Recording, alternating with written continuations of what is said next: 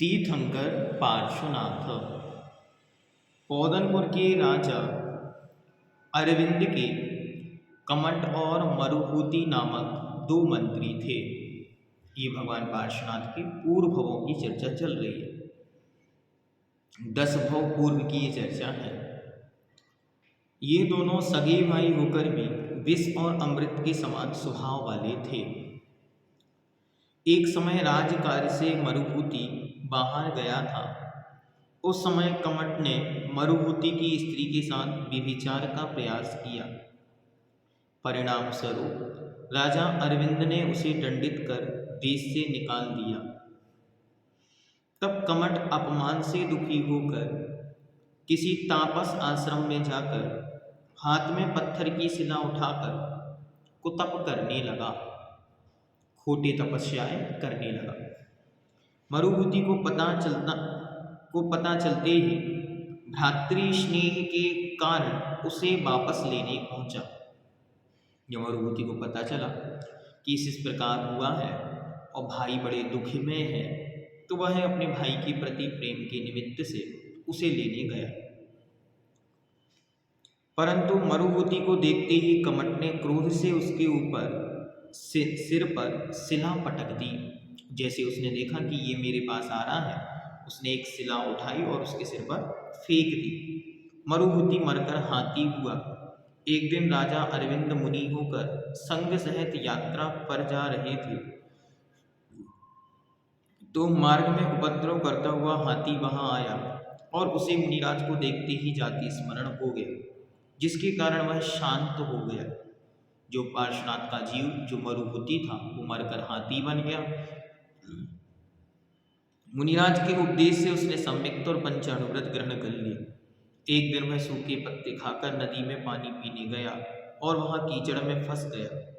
तब पूर्व स्मरण से कमट का जीव जो सर्प बना था उसने उसे काट लिया और कमट का जीव मरकर सर्प बना और वो हाथी बना और आपस में बैर याद आकर उस सर्प ने उस हाथी को काट लिया। तब हाथी डंबोकार मंत्र का स्मरण करते हुए मरकर देव बना और सर्प मरकर नरक गया। हाथी का जीव देव पर्याय से चय कर अर्थात समय पूर्ण कर रश्मि वेग नामक राजा हुआ। पुनः मुनि होकर स्वर्ग को प्राप्त हुआ। पुनः वहां से आकर वज्रनाभि चक्रवर्ती हुआ। पुनः दीक्षा ली। तब भील कमट के जीव ने उस पर उपसर्ग किया। वज्रनाभि चक्रवर्ती का जीव ग्रैविक में अहमिंद पद को प्राप्त हुआ और वहां से आकर आनंद नामक मंडलेश्वर राजा हुआ। पुनः जिन दीक्षा लेकर 16 कारण भावनाओं के भाने से तीर्थंकर प्रकृति का वंद किया और समाधि पूर्वक मरण करके 16वें प्राणत नामक स्वर्ग में इंद्र पद को प्राप्त किया। ये पार्श्वनाथ के जीव के पूर्व भवों की चर्चा यहाँ पे बतला। इससे स्पष्ट है कि जब वो आनंद नाम के पर्याय में थे उस समय उन्हें तीर्थंकर प्रकृति का वंद हुआ। वहां से मरण कर वे स्वर्ग पहुंचे और फिर वहां स्वर्ग से अब तीर्थंकर के रूप में अवतरित होंगे। काशी देश की बनारस नगरी में आज से करीब 3000 वर्ष पहले इक्ष्वाकु वंश के कश्यप गोत्रीय राजा अश्वसेन एवं उनकी विदुषी रानी, विदुषी अर्थात ज्ञानी रानी बामा देवी के गर्भ से पौष कृष्णा एकादशी के दिन बालक का जन्म हुआ। इंद्रों ने सुमेरु पर्वत पर जन्माभिषेक के बाद तीर्थंकर बालक का नाम पार्श्व कुमार रखा। इनकी आयु 100 वर्ष की थी। शरीर का वर्ण मरकत मणि के समान हरा था। शरीर का वर्ण हरे रंग का था। प्रतिभाशाली और मति पार्श्व कुमार की शरीर की ऊंचाई 9 हाथ की थी।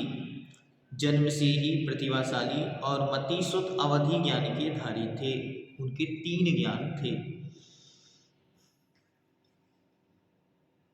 वे अनेक शुभ लक्षणों के धनी, अतुल्य बल से युक्त आकर्षक व्यक्तित्व वाले बालक थे। एक दिन प्रातःकाल वे अपने साथियों के साथ घूमने जा रहे थे। रास्ते में उन्होंने देखा कि उनके नाना साधु वेश में पंचाग्नि तप कर रहे थे। पार्श्व कुमार ने कहा, कि इसमें नाग युगल जल रहे हैं, तो उन्होंने क्रोध के आवेश में लकड़ी चीर डाली। उसमें से एक सर्प युगल निकला जो अध जला तड़फ रहा था। पार्श कुमार के उपदेश के प्रभाव से वह सर्प युगल धरणेन्द्र और पद्मावती हुआ तथा वह तापसी मरकर संबर नामक ज्योतिषी देव हुआ। युवा होने पर माता पिता के बहुत प्रयत्न करने पर भी पार्श कुमार ने विवाह नहीं किया। पार्श कुमार ने विवाह नहीं किया, वे बाल ब्रह्मचारी ही रहे। एक दिन राजा अश्वसेन के पास अयोध्या का दूत आया। पार्श कुमार ने अयोध्या का हाल पूछा तो उसने ऋषभ आदि तीर्थंकरों का चरित्र सुनाया।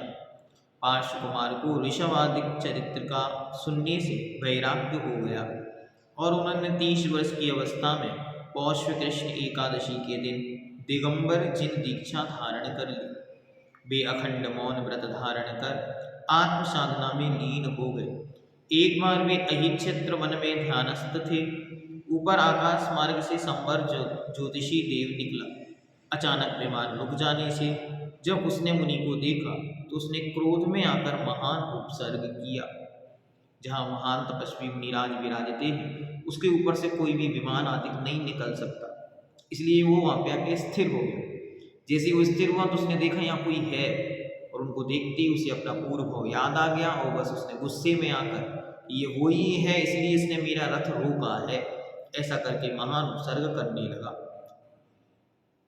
परंतु पार्श्वनाथ आत्म साधना से नहीं डिगे और उन्हें चैत्र कृष्ण एकादशी के दिन केवल ज्ञान की प्राप्ति हुई और तत्काल महासमोषण निर्मित हो गया।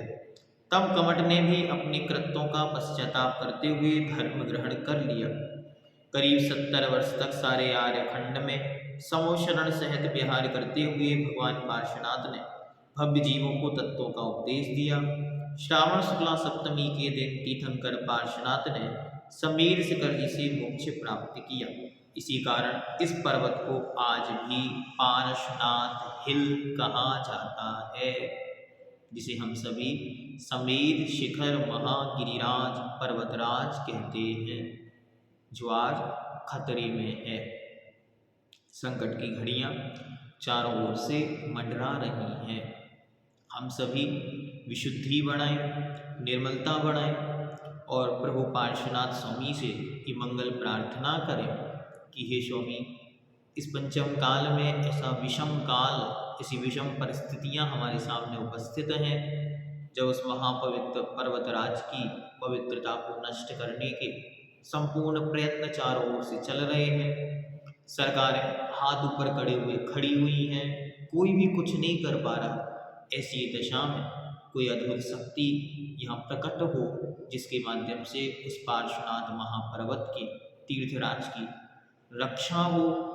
ऐसी पवित्र भावना के साथ हम सभी प्रतिदिन णवोकार महामंत्र का स्मरण या पार्श्वनाथ स्वामी की माला अवश्य करें, जिससे कि उस महापर्वत गिरिराज की रक्षा हो सके और जैसे भी बन सके वह एक प्रकार से सुरक्षित और पवित्र स्थान, पवित्र धाम बना रहे।